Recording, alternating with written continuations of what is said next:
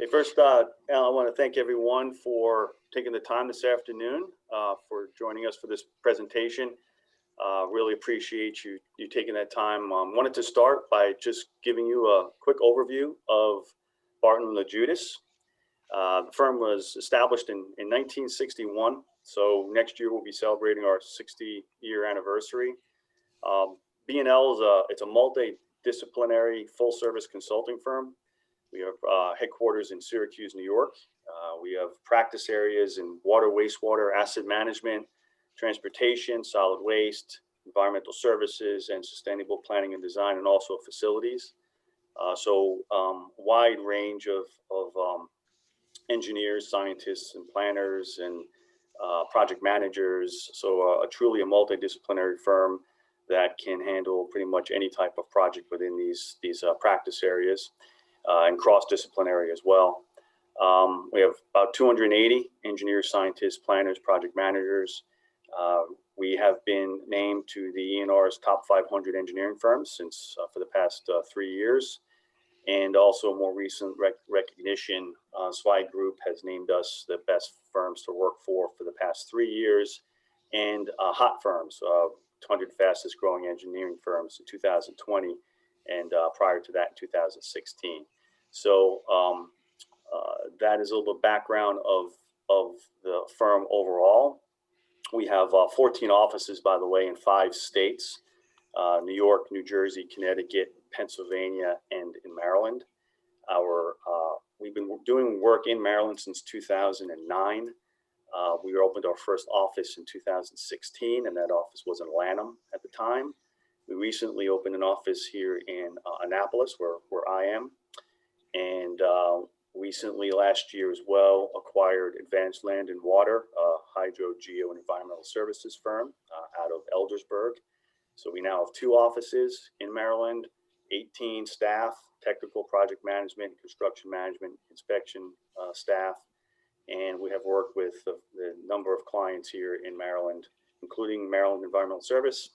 We have a solid waste on-call contract, I think several cycles of that. So we've been serving MES for a number of years. City of Annapolis, we're doing construction management inspection work for City of Annapolis for their water line design build projects as owner's engineer. And as you can see here, another list of various clients in the county level and also smaller towns as well. So with that, I will pass it on to Tim to get into the heart of the presentation on asset management. Thanks again for your time. Thanks, Steve. So the agenda that I outlined for today's presentation really is going to cover 3 basic topics. Number 1, just some basics of asset management for water infrastructure, some key concepts, sort of asset management 101. Number 2, I'm going to talk about the benefits and the challenges for water utilities with implementation of asset management programs. And the third topic I want to discuss is the current state of asset management in the water industry. And we'll drill into some various activities and elements of things that are going on in some states. Your mics are unmuted, or you have the opportunity to unmute your mic. So I'd love any questions during the presentation if you just want to chime in and make it a little conversational. I'll also have some time at the end for conversation and questions and answers as well. So a little bit, why asset management? So asset management approach is goals has to minimize the total cost of buying, operating, maintaining, replacing, and disposing of capital assets while achieving service goals. So it's lining up the assets, the infrastructure for water, wastewater with services, and trying to operate and maintain those sustainably with minimal impacts, failures at the lowest total cost of ownership. And some of the triggers of why asset management is emergency replacement is costly. So equipment failures can cost a lot of money. They can disrupt service and community in significant ways. So we want to reduce the emergency failure. Lower long-term ownership costs. We want to keep water infrastructure assets in a good state of repair for a long period of time by applying the right maintenance and rehabilitation investments at the right time, and really get the best value for the owners and stewards of those assets. We want to avoid permanent water quality violations that may result in equipment failures or other underperforming assets. And we want to maintain economic competitiveness. We want to kind of operate water utilities like a private business, so that we are treating things the same way as a private business was. We're tracking data and have tools to help us analyze and be competitive. So some key concepts with an effective asset management program.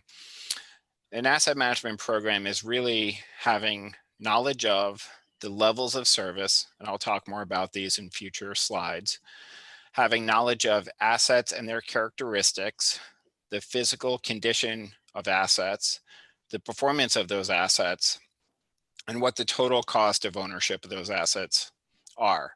So with knowledge of that, asset management gives you the ability to optimize your operation and maintenance activities, assess risk, asset risk, so understand what risks are, identify and evaluate options to mitigate risk, prioritize those options within available budgets, predict future demands of your assets, of your finances, of your resources, effectively manage the information and use it to support decisions, and obtain and sustain organizational coordination and commitment. So asset management really is knowledge of those items at the top that gives you the tools and power to execute those tasks on the bottom. And there's a couple different ways to look at or evaluate asset management. One of the most common ways in the water industry is to define it as the 5 core questions of asset management. And these 5 core questions is the framework that EPA has been promoting for the past 20 years. It's the framework that pretty much has the concept that an organization that can sufficiently answer these 5 core questions really demonstrates that they have good asset management practices in place. And these 5 core questions, number 1 is, what's the current state of my assets? Number 2, what is my required sustainable levels of service? Number 3, which assets are critical to providing those services? Number 4, what are my current or what are my best operation and maintenance and capital improvement strategies? And number 5, what's my best long-term funding strategy? How do you pay for this long-term? So we're going to drill into each one of these questions a little bit, talk about what it takes to be able to answer and address these, and sort of how the answer to the first question supports the second and the third, etc. So it is sequential as well. Drilling into these questions in a little bit more detail. So that first question, what's the current state of my assets? That's really an understanding of what assets do you own, where are they located, what condition are they in, how much remaining life do you have in those assets, and how much economic value is there? What's its replacement cost? So that's all part of that first question. The second question, what's your required levels of service? So what's the demand on your assets by your stakeholders? What regulations are you required to meet? What permits do you have to meet? How are you actually performing? What do your customers and expect? And that's the residents, the elected officials. Those are all your stakeholders. The third question, which assets are critical to sustain performance? And really that's understanding how your assets potentially could fail. How likely is that to occur? What's it cost, and what are the consequences of a failure? And that all goes into understanding or quantifying risk. So we'll drill into that a little bit further.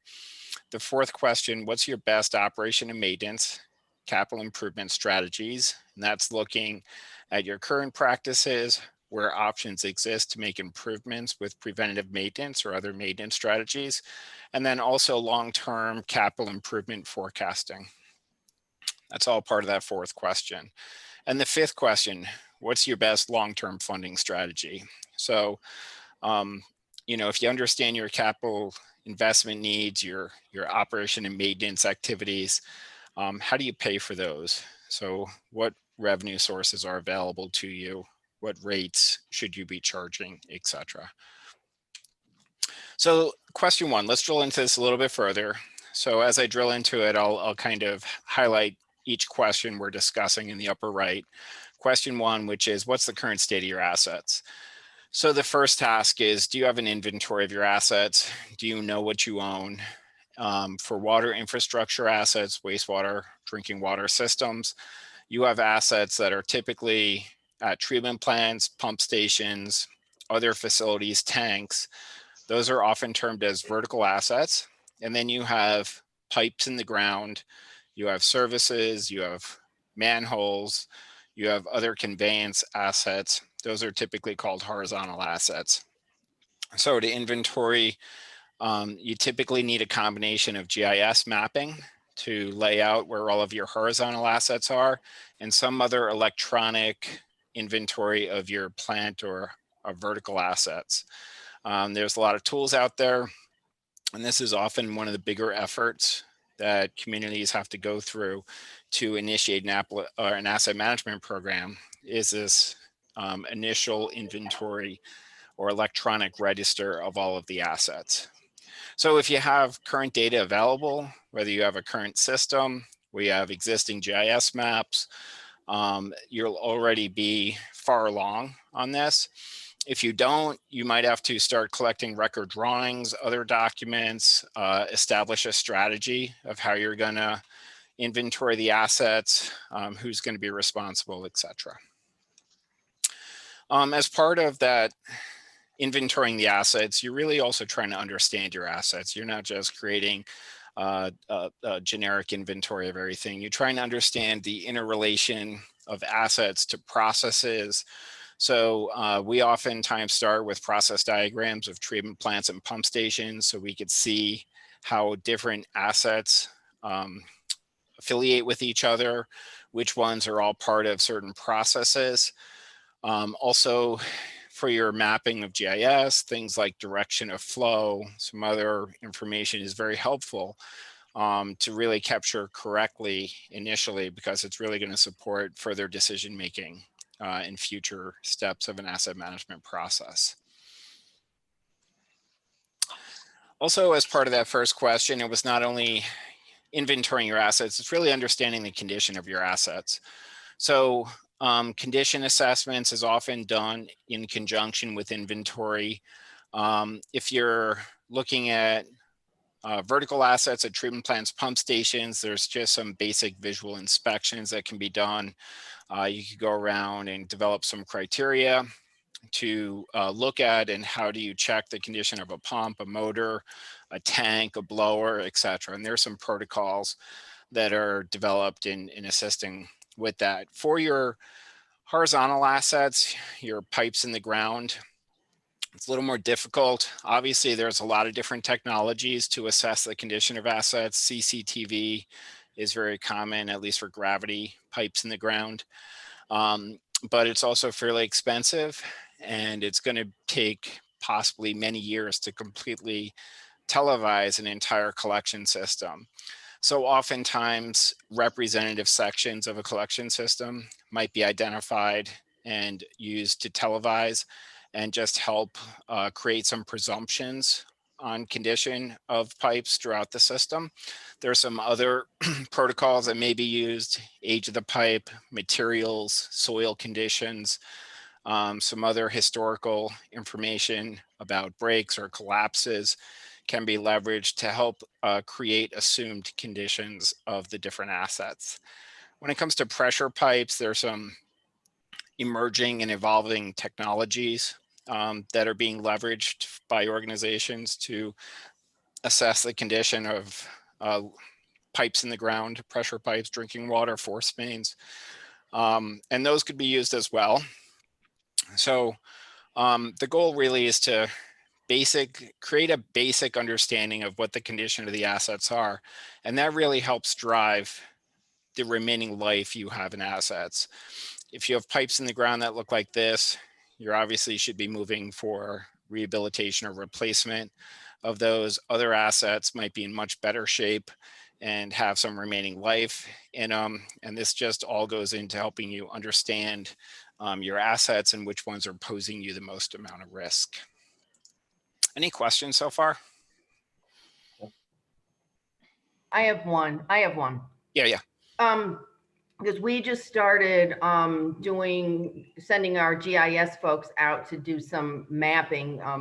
One of the problems the state has as far as the utilities are concerned, anything in the ground, unless we ourselves, MES, have worked on them, there's not always as-built. So we have actually sent GIS staff out to start mapping some of these facilities where we know we need to do some work and all that. But we have not, do you guys actually take GIS readings at treatment plants too?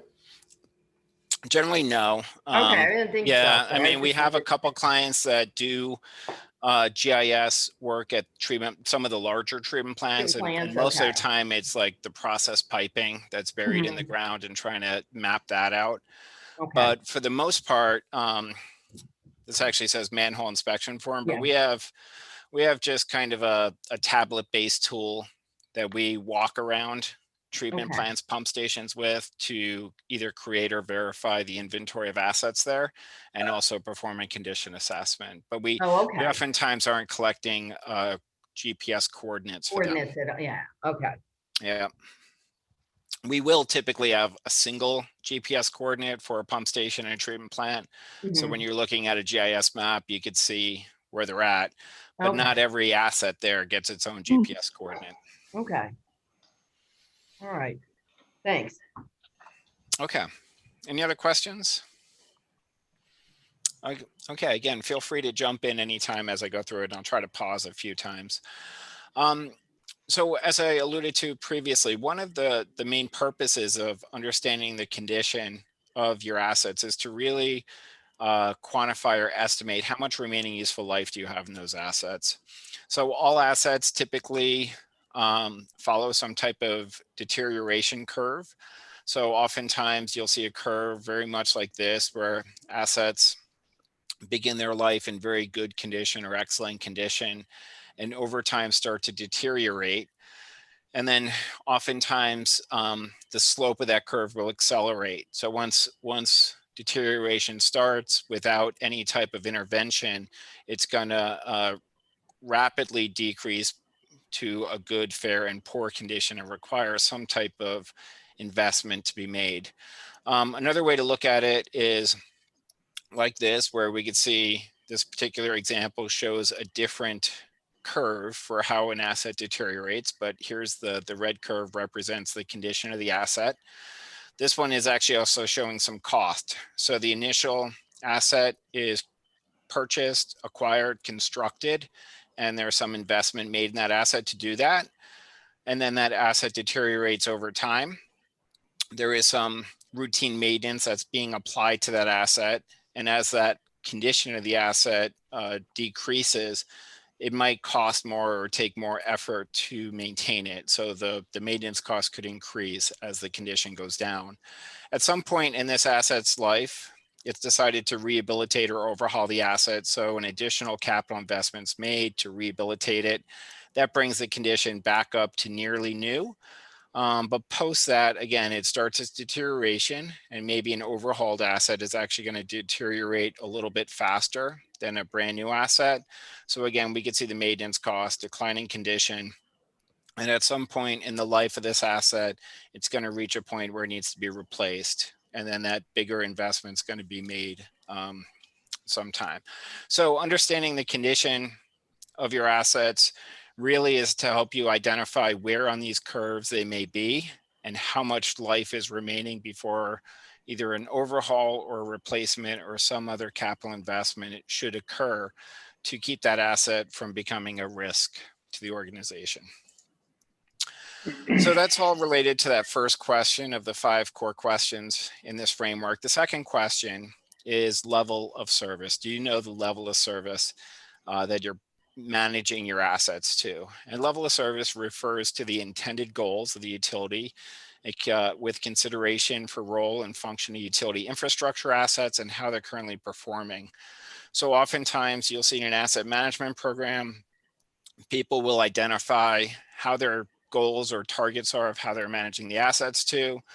Perhaps if you're having failures in your collection system, you're going to create some metrics for the number of failures per 100 miles of pipe, or you're going to create some metrics to response time or recovery from a failure. If you have SSO or CSOs, possibly you're trying to manage your infrastructure to eliminate or reduce those. You could also set targets for how much of your system you're inspecting in a given month or year, what your ratio of preventative maintenance versus corrective maintenance is, and I'll talk more about that. There's all different types of performance measures and levels of service that people create in an asset management program. But the important thing with level of service to understand that assets don't exist just because you like to have assets, but those assets are actually providing a service to the community, and you're trying to create a metric or link between that asset and the services it provides so that you can help understand what consequences would occur if you had a failure of that asset. So the goals of level of service is to link assets to services so you can understand consequences of failure. So speaking of which, going into the third question. So the third question of the EPA framework is which assets are critical to sustain performance? So this is, some people call it a criticality, some people call it a risk assessment. But regardless of the term, the concepts are similar. The concept is, do you understand what the consequences would be if a particular asset failed? And you can see here, a sample of a failure of some sort. And this all goes into helping you quantify risk. So consequences multiplied by the likelihood of a failure occurring get combined together to quantify risk. There's different models for assessing consequence of failure. And we've gone through lots of different exercises with various clients. One of my favorite, I guess, metrics is to just use sort of this top line criteria. When you look at a particular asset or consider a particular asset, you try to assess how long you can be without that asset before there's a problem or a big problem. So if you can't be with a particular asset down for 1 hour, then that's a high consequence scenario. And this could be, if you have a main trunk sewer coming into your treatment plant, that might be something that's going to really have big impacts if there's a blockage or a break on that main trunk line through the whole system. It could be a process at the treatment plant with no redundancy, and if it goes down, you're going to violate permit. It could be the electric generator. If you're in a power outage scenario and your generator fails, that could be a significant issue if it's down for an hour. So these are all one way to consider it. Can be down for an hour, and you could say I won't go through all of these, but if you have certain assets that can be down for a week, there's some redundancy in place. Or if you have some assets that can be out of service either indefinitely or for months on end without significant impacts, all of that kind of correlates to what the consequences of a failing asset or that asset failing would be. And you can see some other criteria that you may incorporate into a scoring analysis. So question 3 is asking about criticality. It's looking at consequence of failure, looking at some of the information collected in question 1 with the asset inventory and the condition. You can also create some scoring or quantify the likelihood of failure. So with the consequence of failure and likelihood of failure quantified, you can multiply those two values together for each asset and come up with a risk score or a risk that each asset is posing. So you'll see. Can I stop you for a second, Tim? Sorry. Yeah.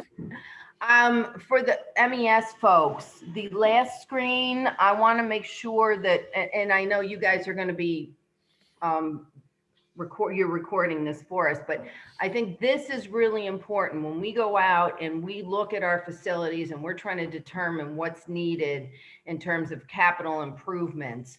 I think this is going to be very handy to have. And, you know, you meet with the operations folks, and we love our operations staff out there, you know, at our sites. They're busy, they're working hard, they're trying to keep things going.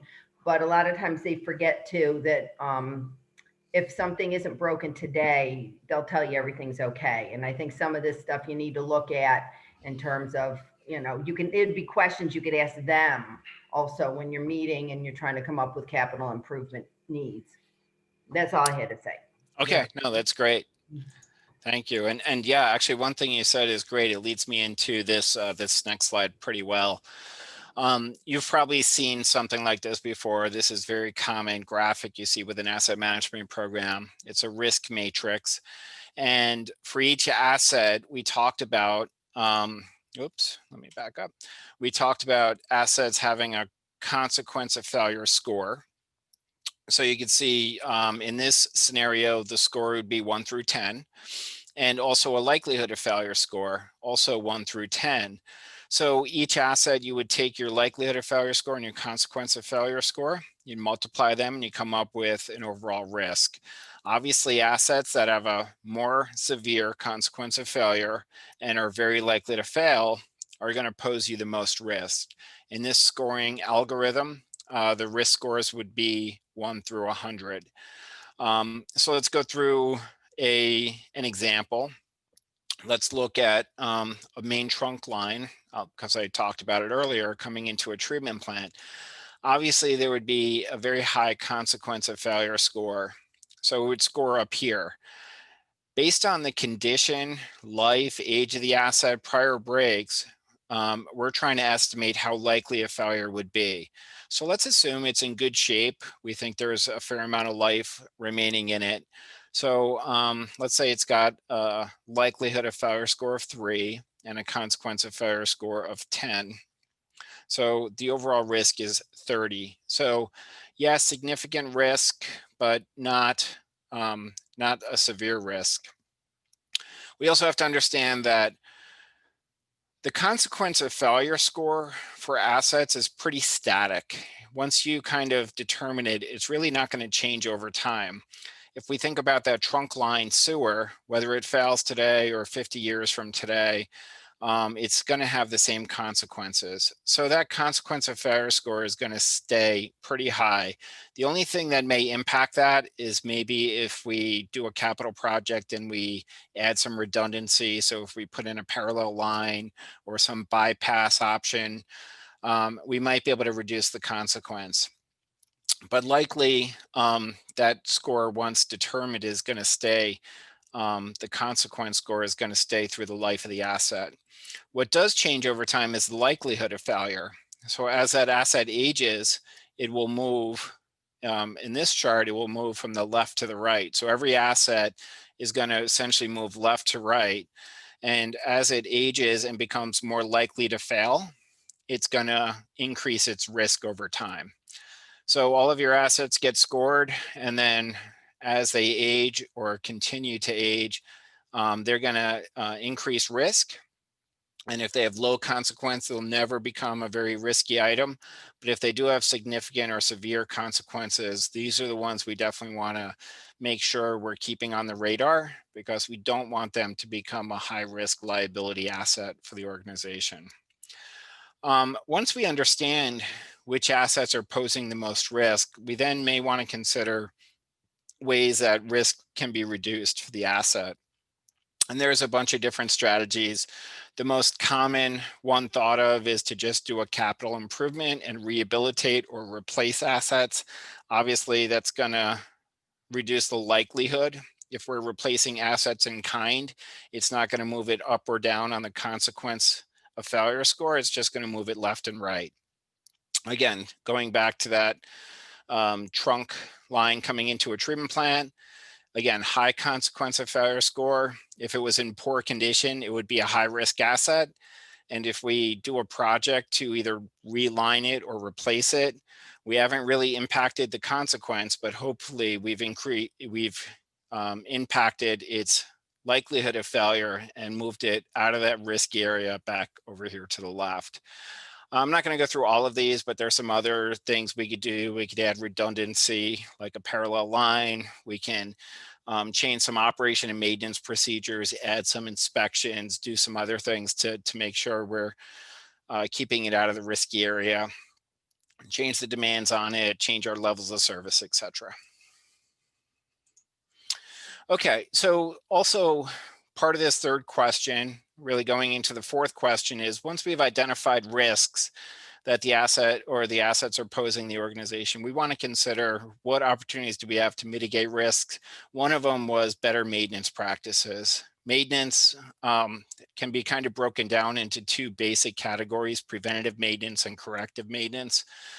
Preventative maintenance is proactive in nature, really designed to prolong the life of assets, keep them healthy and running in good condition. This can be either time-based, so calendar-based maintenance, perform some task or inspection every 6 months or every 3 months. We can be performing failure finding activities, going out and testing assets and make sure they're performing and there's no hidden failures there. A good example on that is maybe monthly you actually start up your generators and run them under load. And what you're really doing in that activity is you're making sure that those generators start and do not fail. And you're actually looking for failures. Maybe you're manually triggering float switches just to make sure that they trigger things correctly. Condition-based, predictive, risk-based, these are all different types of strategies that proactively get applied to equipment and assets. Corrective maintenance is any emergency maintenance after an actual failure occurs, or any deferred maintenance that gets pushed out because it's non-critical, but still is correcting an issue. Another aspect of actually it's question 4, I have this incorrect. Question 4 asks, what's your long-term funding requirements? So a lot of times with an asset management program, we're actually looking at a 10, 15, 25-year forecast of capital investments that are necessary. So as we look at the potential end of life for each asset and the replacement or rehabilitation cost to address that, we can actually pick the year that that investment should be made and then look out long term to see where investments need to be made. So for each year, we could see what type of rehabilitation or replacement cost should be invested in our assets and what they're occurring to. And we could also look at the budget. Obviously, this is very common where you have years that far exceed budgets and some below. This allows you to push out low risk assets into years where you can afford them, and then also maybe bring forward or make sure that any high risk asset is really getting the attention and the financial investment necessary. So your budget should be linked to your risks of your assets, and you should obviously be addressing your highest risk assets first. Any questions?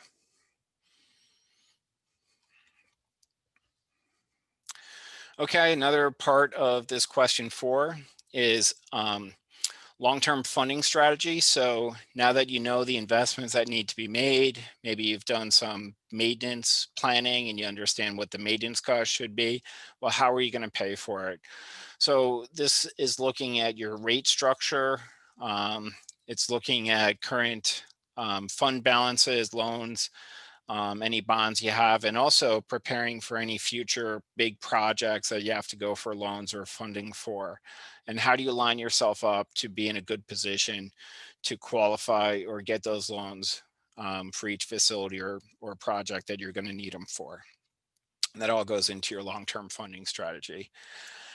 And then the last question is to really kind of put this all into an asset management plan. So you want to kind of have the ability to communicate this both internally and with external stakeholders so that you could show you're being good stewards of the assets. You could say, this is the process we've gone through to identify the revenue and the cost for this utility. Here's some summary information, etc. So a nice asset management plan is always a nice deliverable from a program. The goal of an asset management plan, though, is to set up the tools and the data so that they can continually be updated and improved. So it's not just a snapshot of the current state of the assets and the investments at a given time, but it's a continued evolving, improving data set that those questions can be addressed or reviewed at any time. So that capital improvement plan forecast isn't just a one-time deal, but it's dynamic. It's always being updated with new information on better information on the condition of the assets or any new assets that get added to the inventory, etc. So it's dynamic and it's all linked so that you can pull the information or update an asset management plan relatively easily at any point in time. So that's kind of an overview of asset management, sort of the 101 EPA framework for asset management. If we were to look at some of the benefits and drivers of asset management, we have external forces such as regulatory compliance, growth, demand on the assets, things like climate change that's changing the demand we had on the original assets and understanding that. We have public and elected officials that are asking us to be good stewards of the asset. So all these external forces are driving asset management, but also asset management provides the benefit of being able to communicate to regulators, to the public, to public and elected officials. Asset aging condition here on the East Coast. Aging infrastructure is one of the most significant drivers for asset management. We're trying to identify where the risks are. We don't have all of the necessary funding to address all of the assets simultaneously. So we really do need to better understand risks and lives of the assets and justify the capital and operation and maintenance needs of our infrastructure. And an asset management program does it very clearly. Service levels. So we're looking for improved reliability of the assets. We want to prevent or reduce catastrophic failures, be able to understand the risks associated with various types of events, and also be able to have some resilient assets that are suitable or going to be able to protect us against climate change in the future. And again, that goes back to the demand of the assets. And the last driver is really cost efficiency. So we want to do more with less. We want to have decisions that are optimized and actually defensible because they're being made on data that's easy to present and justify. And we want to move towards a more business-like culture. If a private organization was running a water utility or wastewater utility, they would be implementing asset management. So asset management doesn't come without its challenges. So here's just 3 of the challenges we often see and have been often documented with implementing an asset management program. The first one is just the effort it takes to gather and integrate all of that asset data. It's that first step in asset management. We talked about GIS mapping and creating an inventory of assets. And it requires significant resources to do that. These are resources that organizations don't often have available to them. Their staff's already busy. Sometimes it's outsourced to consultants. My company, we do quite a bit of it. It's important that if it is being done and you are hiring it out, that you consider how it's going to be kept up to date over time. The worst asset inventory investments are the ones that are static and people have no plan on who's responsible or who's going to make changes to it or add new assets when they're purchased or acquired and retire old ones and improve the quality of the data. So that's a stumbling block. People hear about asset management, they sit through a presentation like this and they're fully on board with the value of it. And then they go back and they realize that they don't have the time and or resources to even begin because of the efforts involved with doing an inventory. Another challenge is the cultural change in an organization. Really, asset management is promoting multi-department coordination, information sharing, collaboration. And for some organizations, that's a big cultural change, and that becomes a hurdle or a challenge for them in the implementation of it. And then the third one is utilities, mostly focused on utilities. Asset management really is designed to look long-term and strategic. And oftentimes it's overshadowed by short-term priorities of the governing body. So elected officials are typically only looking at the election cycle, which may be 2 to 4 years. And asset management, we're looking 25 years, 10 years into the future. Things like increasing rates is not something that most politicians easily support, because they know that's going to be unpopular, and they feel promoting that might not help them win the next election term. So it might be something they want to kick the can down the road with, whereas asset management is showing them that they really need to think about increasing the rates to keep the financial sustainability of the utility. So those are three hurdles we often see. Questions on this before I move on? You can definitely relate to the election cycle. Yeah. Yeah, no, I've had quite a few elected officials completely commit to it until we get to the final aspect of it, and we recommend, tax increases or rate increases. Yeah, they don't like that at all. I know we've talked about that with some clients. But you're right about the and I think my guys are starting to realize it too. I mean, trying to collect the information that we need especially when there are no as-built at all, has been a challenge. Mm-hmm. It's a challenge and it's an effort, but it's important. Yes. Yeah. So. Agreed. Okay. Well, I'm glad you see the same challenges that we've seen and experienced, or maybe I'm not glad you've seen them. It would be great if you said, these are not any challenges we have. We could do all of these without issue. Yeah, I wish. Yeah, that would be nice. Okay. Let me just talk about the state of asset management in the water industry. And I'm not a comprehensive expert on everything that's going on in the US, but there are some pretty good resources out there. In November 2018, the EPA released a report, and this is just some snippets of that report, which actually did just that. It evaluated the state of asset management across the United States and kind of highlighted things that are going on with asset management in the water infrastructure, wastewater infrastructure industry for each state. So I'm not going to summarize the entire report, but I'll just hit some highlights. You can see there are some tables in this report that show the different states that are actually giving priority points in SRF funding if asset management activities are occurring for a facility. And you can see for Maryland, they are flagged at getting priority points for asset management. This is really the only place that I saw Maryland referenced in the report.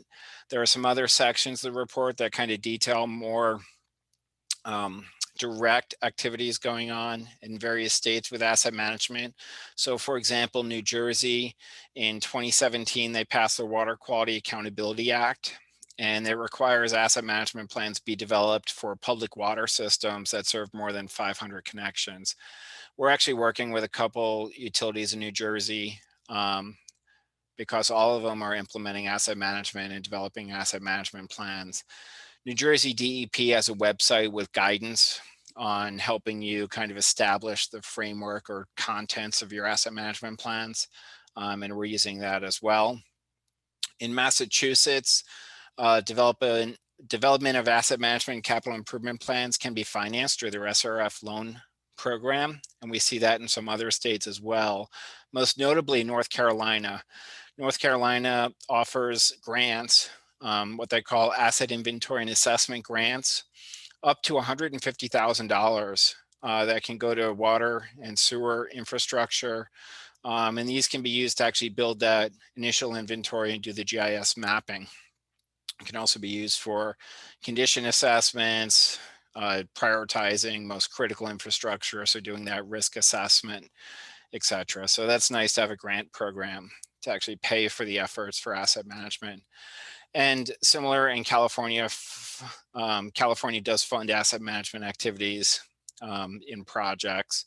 So if you have a capital project, and as part of that capital project, you want to incorporate the asset management activities to inventory, develop conditions and risk or criticality, etc. All of that can be paid for in that project.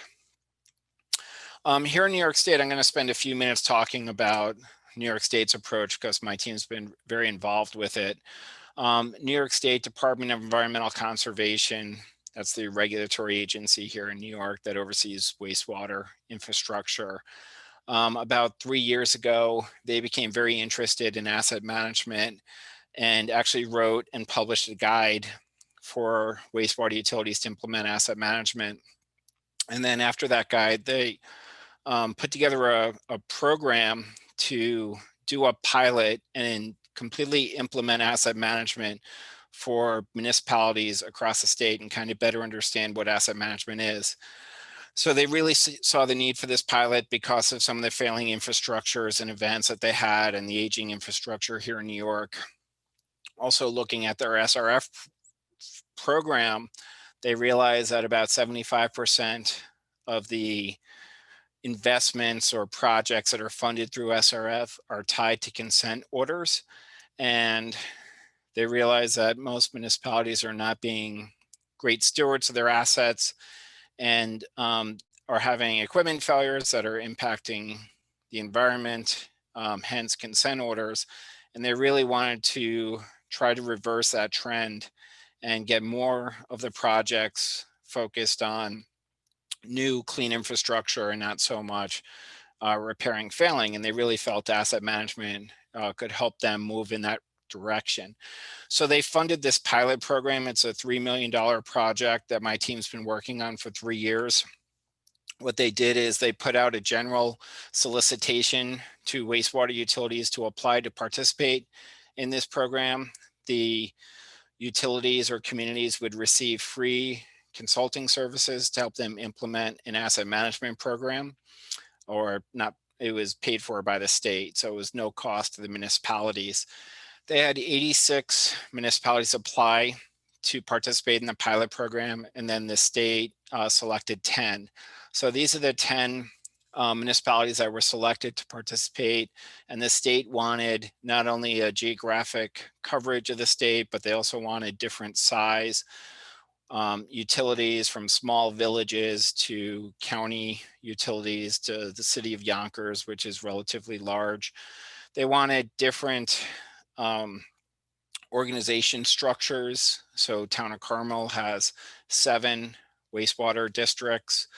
There's a sewer district up here. So they have different organizational structures and governing bodies that oversee these different utilities, and then various complexity of the infrastructure. So, you know, like Carmel's in the New York City drinking watershed. So they have some very high-end sophisticated equipment at their plants, like reverse osmosis and some other things. They wanted to kind of see asset management and how it kind of fit to all these types of organizations.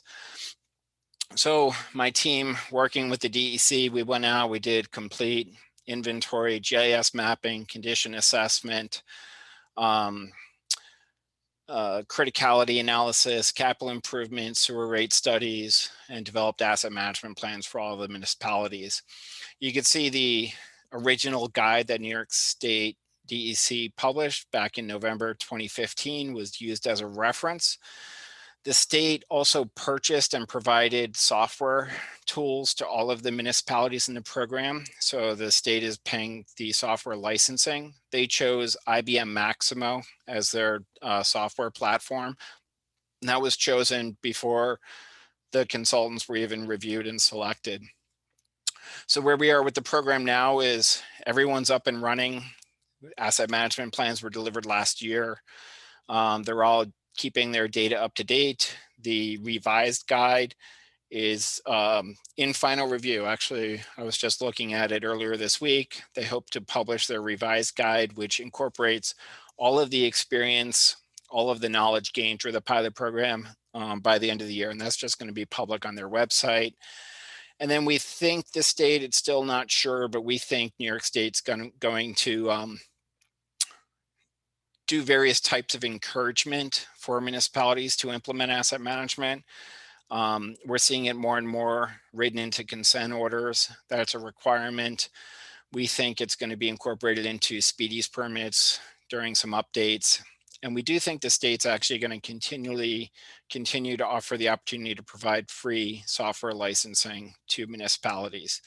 But I'm not sure of that, but that's just how I feel. So that's just kind of a overview of asset management, water infrastructure, and the state of it in various places around the state. I guess I went a little bit longer. Here's my contact and Steve's contact information. I don't have a 1 o'clock meeting, so I'm available for questions even if we go past 1 o'clock. But with that, I'll just open it up to any questions or discussions. Let's say, come on, guys. Anybody have questions? Yes, Tim, I have a question. Do you hear me? I can hear you, yeah. Yes. Okay, thank you. We have been doing some major facilities upgrades over the last 10 years. And for some time, since maybe about 10 years ago, we have been talking about getting a GIS database for all our water wastewater facilities. And basically what we wanted to do was to have the as-built and the O&M manuals consolidated for every unit, process, and equipment at each facility, so that at a click of a button, we could bring up information related to every equipment after the facility has been constructed. So could you, if we give you a facility, for example, can you consolidate everything and create a GIS database for us? Yeah, we do things like that quite a bit. We're moving more and more to cloud-based tools, all with document management. So all of the record drawings, shop drawings, pictures, as-built, all get linked and added to these libraries. So yeah, when you click on an asset in one of these programs, you have really good resources to all that data. Thank you. Hi, this is Al Razik. I have one question. Yeah. So, like, I just recently had to do one of these asset management plans for a grant application for a client. But it was only for one piece of equipment. I mean, how would you approach something like that? It would be a kind of a slimmed down version of everything you just presented, or? Yeah, we've done them like for just a pump station or just a part of a treatment plant, like a particular process that they were looking to upgrade and wanted kind of a full assessment done. So yeah, we've done pretty much, we do everything that I discussed earlier, just a smaller data set to work with. I see. Because like it's going to be a new piece of equipment, so obviously the condition of it is kind of not an issue at that point, right? I mean, yeah. You don't sit there and describe. You don't sit there and just describe it. The condition it is, because it's new. You don't have to go through that exercise of a condition assessment. Okay. Yeah, new equipment, we put a little more focus on operation and maintenance. So what is the right preventative maintenance that should be applied to this piece of equipment? How is it going to be tracked? Are we going to capture the costs, et cetera? And then also, how much life do we expect of it, and what its replacement and rehabilitation costs are?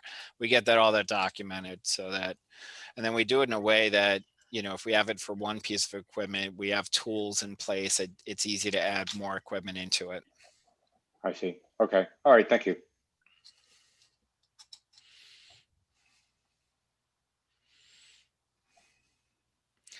Any other questions? Anybody? I don't really have a question. I guess I have a comment. I'm from looking at this presentation, I guess, and the biggest challenge I see is mostly the inventory of everything we have at MES, or to see the risk analysis. And that's where I'm guessing most of the effort is going to be for this kind of project. Yep. That's is often a big effort if you don't have a current inventory of your assets. That's where the big effort are. And then there are some opportunities to try to get started with streamlining that inventory.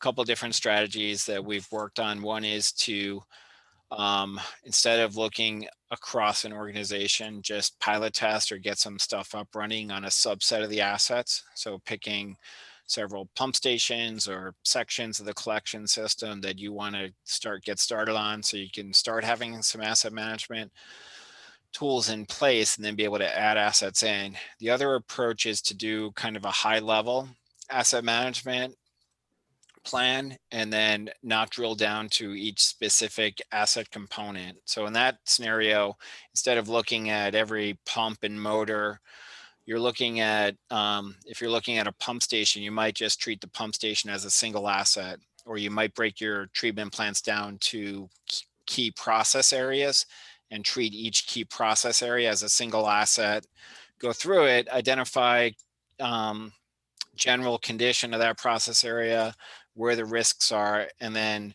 flag the high risk process areas to go down to the next level and really get it down to a pump, motor, valve level. So again, yes, the asset inventory is big first task. It's pretty significant, but there are some strategies to streamline it and really get to the value early. I think we're lucky too, because the majority of our systems are pretty small. Yeah. You know, it's at a park, or I think the prison systems are probably the biggest ones we have.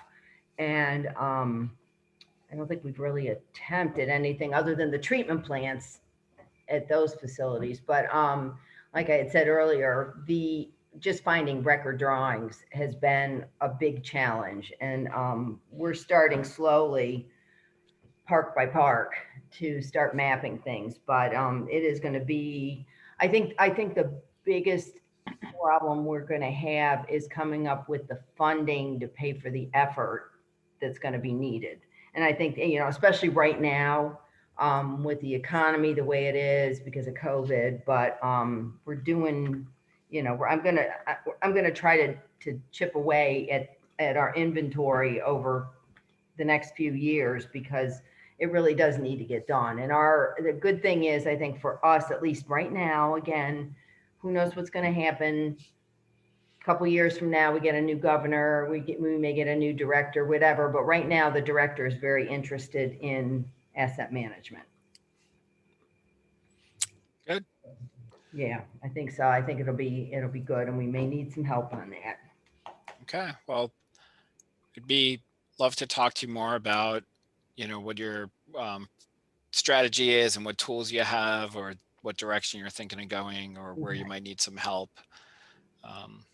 Okay, very good. Thank you. A quick question, Ellen, on that note. So yeah, most of your facilities are very small, but you got a lot of them. Yes. And is the objective or the long-term plan to kind of combine the assets into a single system where you can look at, you know, optimizing the operations and maintenance and capital improvement program across the assets across all of the facilities, or a large subset of them? Well, right now, and I'm sure when you went out on the tour, Steve, the guys told you about how the state's broken into regions. And so we do, as far as operations go, we try to do the operations and maintenance. It's regional based. Right. Depending on where in the state the facilities are. We have right now what I'm looking at, because we're responsible for not only operations, but capital improvements at state facilities, not for our municipal clients or anything like that, but at our state facilities. The the majority of the parks we deal with are in Western Maryland, and there are a lot on the Eastern Shore. And so that's, I think we're kind of, right now, we've got our guys going out to Western Maryland to look at it that way. But I don't know if there's a good way to actually combine, as far as managing the assets go. I guess we could set it up. I hadn't really thought that far ahead, because I don't know whether to set it up by agency, or to set it up by region, or to set it up by agency and what region they're in, because, you know, the parks are all over the state, the prisons are all over the state. I don't know. I haven't really gotten that far yet. Yeah, and some systems will allow you to kind of organize things like that in multiple ways and be able to roll it up, you know, different ways. So you could roll it up by agency, or roll it up by region, et cetera. And then you can kind of move back and forth between those different hierarchy organization of the way systems are set up. Yeah, and I think that as far as our GIS goes, I think everything now that the guys are doing is cloud-based. So I don't know if you know, when you do something like that, then does the Maximo sync up with that somehow with your GIS? I know we've talked about Maximo before. I think actually I think it's used out at the airport, BWI airport, but I don't think our maintenance guys use it for the maintenance work that we do at other locations. Yep. Yes, Maximo does link with GIS in the cloud. So ArcGIS Online. I don't know if that's your cloud service or some of the other ones, but yep. And you know, Maximo is not the only one. There are some other tools out there that we work with that, you know, we could talk to you about the pros and cons of the different tools based on our experience of implementing them and supporting clients and using them. Okay. We do end up doing a lot of Maximo work as well. So. Okay. Well, I know that is a common, I mean, that's used in a lot of places. So yes, it is. Which is good. Yeah, we did some work with Washington Metropolitan Area Transit Authority. Okay. They run Maximo for all the trains and buses there in DC. Okay. Wow. So yeah, it's used a lot both in and out of the water infrastructure industry. Yeah. Yeah, well, like I said too, yeah, it's at the airport. So. Yep. Okay. Well, if you guys are done, and I know I don't have any more questions. My guys have any more questions? No. No? Okay. Everybody's good. Well, thank you so much for doing this. You've given us a lot to think about. Anytime, and feel free to follow up if you have questions that you didn't think of during the discussion. Okay. And we got. I was going to say yeah. We probably got to discuss it with operations. Okay, we'll be able to provide a link of a recording from this session, so you'll be able to share it with other people. That would be good. Right. And before my 5-year-old gets a little too loud again, I just want to say thanks. I have been paying attention. No problem. Thank you for listening in. Thank you. Thank you all very much. All right. Bye-bye. Okay. Bye, y'all. Enjoy Friday afternoon. Thanks. You too have a good weekend. Thanks.